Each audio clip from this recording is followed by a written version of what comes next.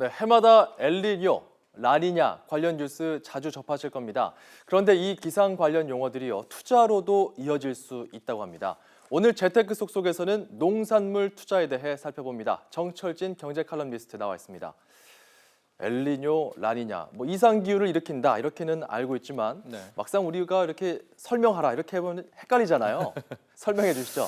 네, 먼저 이 엘니뇨는요, 이 페루, 칠레 등 남미 적도 부근의 해수면 온도가 높아지는 현상을 말하는데요. 예. 이 반면에 라니냐는 엘니뇨와는 다르게 해수면 온도가 낮아지는 그런 기후 현상을 가리킵니다. 스페인어로 엘니뇨는 남자아이, 라니냐는 여자아이를 뜻하는데요. 엘니뇨, 이 라니냐 모두 혹한과 가뭄, 또 홍수 같은 이상 기후를 초래합니다. 그래도 엘니뇨는 주로 홍수를 유발하고요. 또 이 라니냐는 가뭄을 동반하는 경우가 많다고 합니다. 헷갈리지 않게 잘 알고 계시네요. 네, 그런데 이 기상 용어들과 재테크 어떤 관계가 있습니까? 네, 이 그간의 역사적인 좀 패턴을 보면은요. 예. 엘니뇨가 심할 때는 전 세계 곡물의 이 생산을 70%나 담당하는 북남미 국가의 홍수가 유발이 되고요.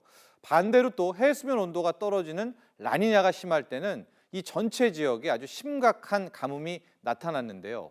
문제는 이런 이상기후의 직격탄을 맞는 곳들이 바로 전 세계의 핵심 농산물 국가라는 점입니다. 그래서 이 작황 피해가 극심해질 경우에는 세계 농산물 가격이 오르게 되는데 바로 이런 시기와 상황을 노려서 농산물 투자에 관심을 가져보라는 게 오늘의 핵심입니다. 네, 농산물 투자였군요. 그러니까 엘니뇨든 라니냐든 어쨌든 농산물 가격이 오르게 되는 요인이 되니까요. 네. 그런데 이런 기후라는 게 말이죠. 누구도 장담할 수 없는 거잖아요. 네, 좀 위험한 건 아닙니까? 그렇습니다. 그래서 오늘 이 농산물 투자에 대해서 본격적으로 논의하기 전에 드리고 싶은 말씀은 예. 이런 투자는 대안 투자로 분류가 돼서 전체 자산의 15%를 넘어서는 안 된다는 겁니다. 그럼에도 불구하고 이제 이런 주제를 가져온 건요. 올 상반기 옥수수와 콩을 주로 생산하는 아메리카 대륙에 라니냐가 발생할 확률이 높기 때문입니다. 특히 실제로 라니냐가 발생할 때는 투기 자본들이 과도하게 몰려서 농산물 가격을 과도하게 또 인위적으로 폭등시키는 경향이 있는데요. 가령 이 지난 2010년의 라니냐 경우에는 물론 극심한 가뭄에 작황도 안 좋았지만은 이 투기 세력이 가세하면서 미국 곡물 가격을 무려 최대 70% 가까이 올렸던 적이 있습니다. 이런 특성이 있으니까 투자 포트폴리오의 일부를 농산물 투자에 할애해서 이런 이상 기후에 역설적으로 좀 고수익을 노려볼 수 있다 이거잖아요. 네. 그런데 국제 곡물 가격을 봐야 될 텐데 구체적으로 뭘 봐야 되는지 요즘 추이는 어떤지 궁금합니다. 네, 우리가 보통 농산물 가격을 체크할 때는요. 이제 옥수수, 밀, 소맥이라고 하죠. 그리고 대두, 콩입니다. 옥수수, 밀, 콩. 그렇죠. 세 가지를 주로 확인을 하는데요. 이 세 가지 곡물 모두 대부분 최근 3개월 동안 10% 넘게 오른 그런 상태입니다.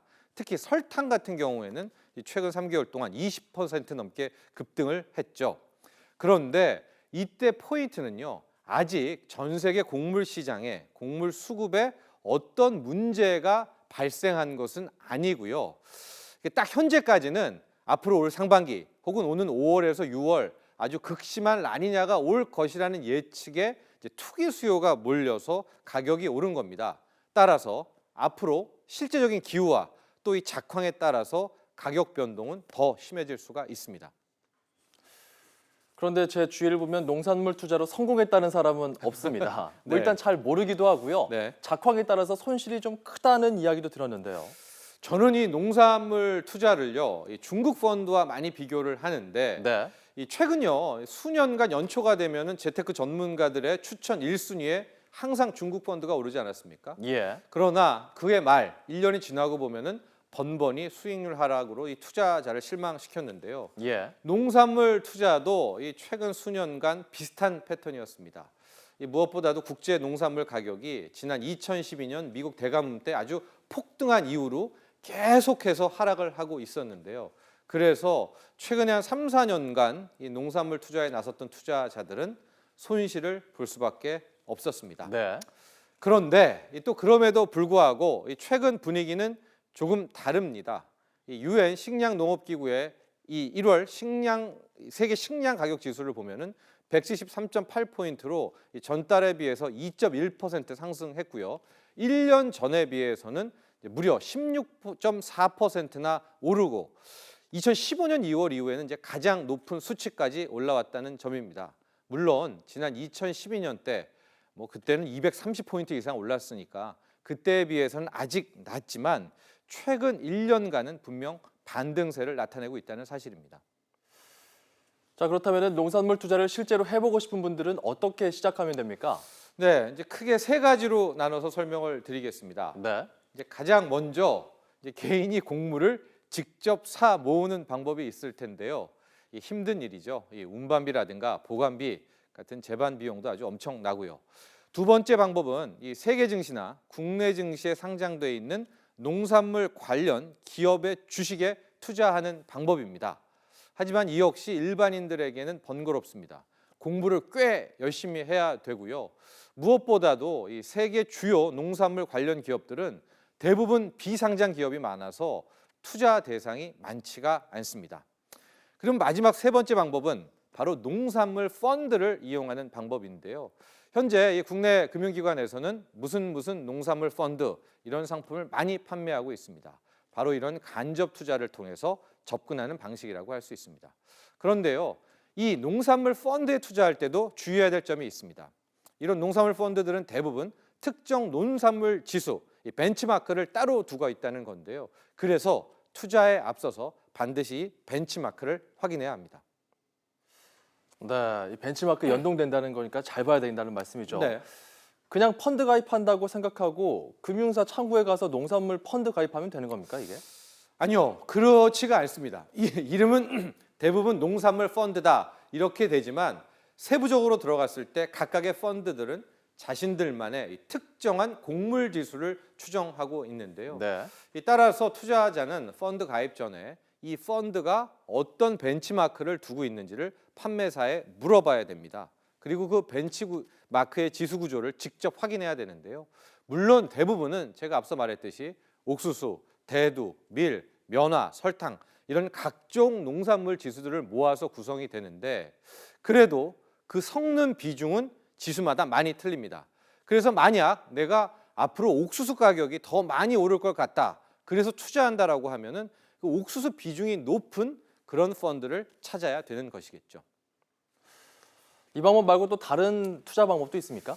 네, 이 네 번째 방법인데요. 제 개인적으로의 강추 상품입니다. 저는 이제 농산물 ETF, 농산물 상장지수 펀드를 주로 권합니다. 예. 현재 국내 증시에는 이 다양한 농산물 ETF가 상장돼 있는데요.